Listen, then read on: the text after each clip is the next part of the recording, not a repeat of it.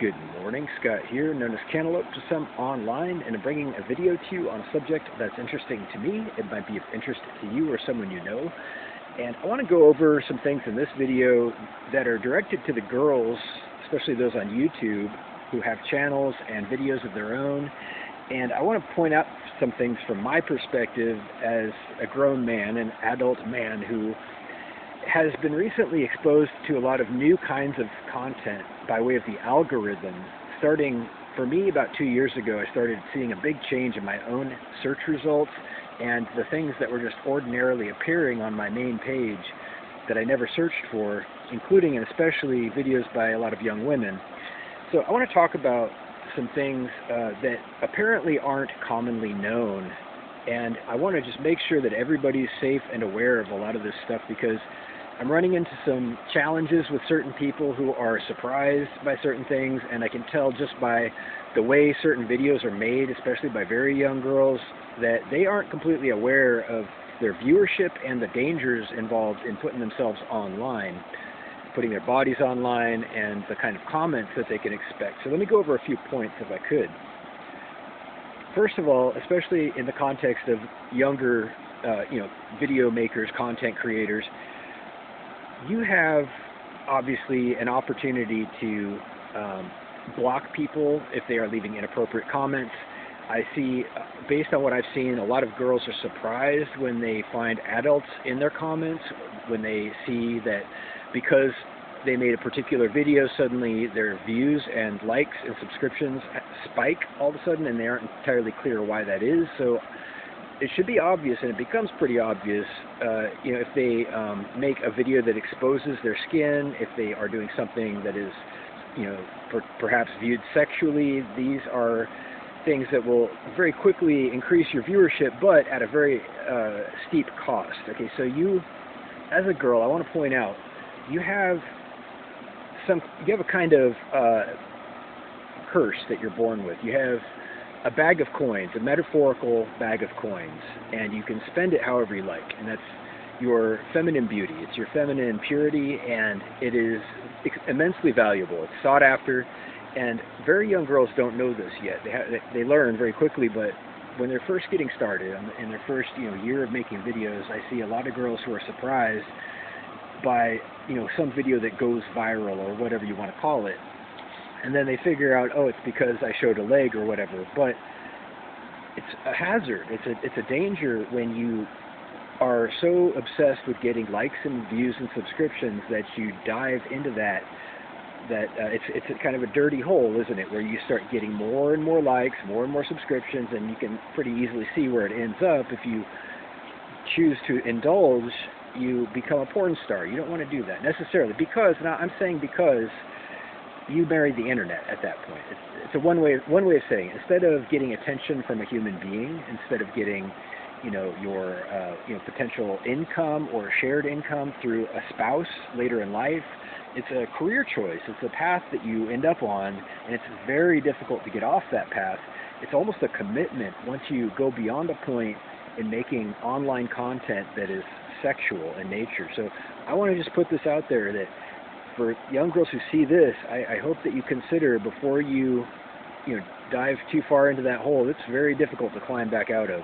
It's a one-way trip for a lot of girls. They don't come back from it, because honestly, the guys who are actually out there looking for relationships or spouses, which is also happening on YouTube and other places, they're not going to look at girls like that the same way. They're not going to want to necessarily talk to a girl who has a For You page that's overly sexual, who has, more than a certain number of, I'll just leave it at that. So with that said, that's a segue of, okay, so to the For You pages. For You pages is a thing. Hashtag FYP, if you've seen that, it's on tons and tons of videos. Do you know what that means? For You pages is kind of a loose group of videos that are for you, obviously. For whom is the question. Now, if they're mostly young women, it's presumably for a particular audience. If they are expecting people to be entertained and perhaps aroused by their videos, now you may not expect the arousal part, but I want to be clear that's what's going on. Whether you expect it or not, whether you're comfortable with it or not, you are on the internet at large by the time you publish a public video. So you're going to attract lots of attention, especially if you're beautiful. And every one of these girls is beautiful that I've seen so far. And maybe you've heard of the metaphorical horse races. Do you know about the horses? Maybe you know, maybe you don't know. If you know, you know, they say. But there are opportunities to meet people, really good people, hardworking, decent people, but there's also opportunities to be taken advantage of. So there are a lot of red flags to look for as far as inappropriate behavior or comments, people who are trying to get information from you about where you're located, like very specific stuff. You should probably not be too forthcoming with this. It's, I mean, not as big a deal as it used to be back in the day, like 10, 20, 30 years ago. It was a huge deal. But it has calmed down a little bit as far as I know, as far as people getting stalked and people showing up at your house. I mean, there's a lot of wackos still out there, so be careful with your information.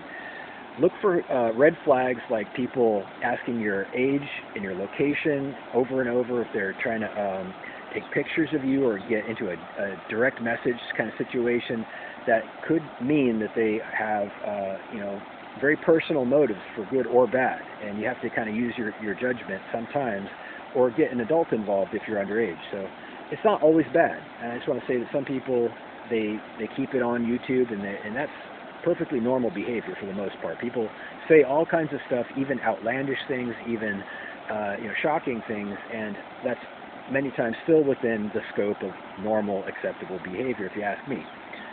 So the girls who end up meeting somebody who they like and they want to maybe start dating along with other girls, which happens. The changing landscape of romance has shown that there are different types of love and romance that can happen, and one model is, you know, some successful, perhaps rich man of any age might attract a number of women, and this is traditionally and historically, in terms of the human species, a very normal thing to happen.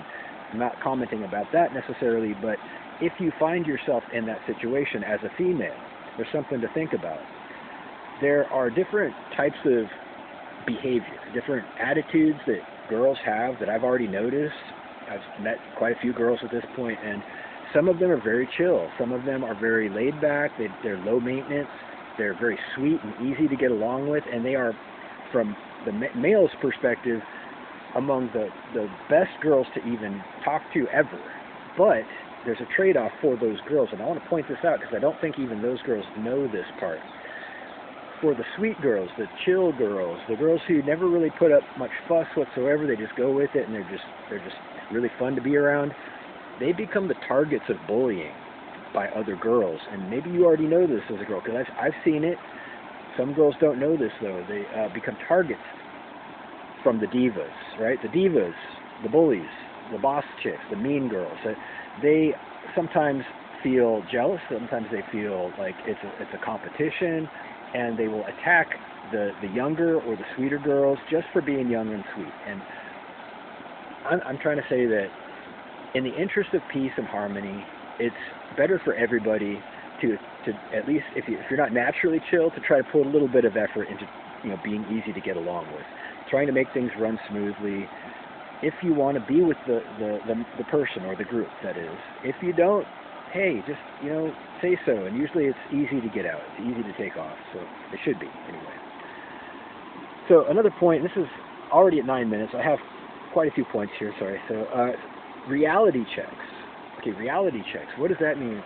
So as a female, I understand, and I have noticed, I'm a male, but if you're a female, I have seen as a male that women obviously have feminism. They have bands of solidarity. They get together. They make standards and expectations amongst their groups, whether it's as womankind as a whole or in more local environments. They say we're not going to settle for less than, say, he's got to already have a job, or he's already got to, you know, the way he looks at people. Maybe that's a metric that they're collectively going to measure before they consider seriously getting with this person. You know, if that makes sense. So what I'm saying here, my point is that reality might not provide for every expectation, unfortunately. From the man's point of view, from my point of view, a lot of women have very fantastic, high, lofty goals and aspirations.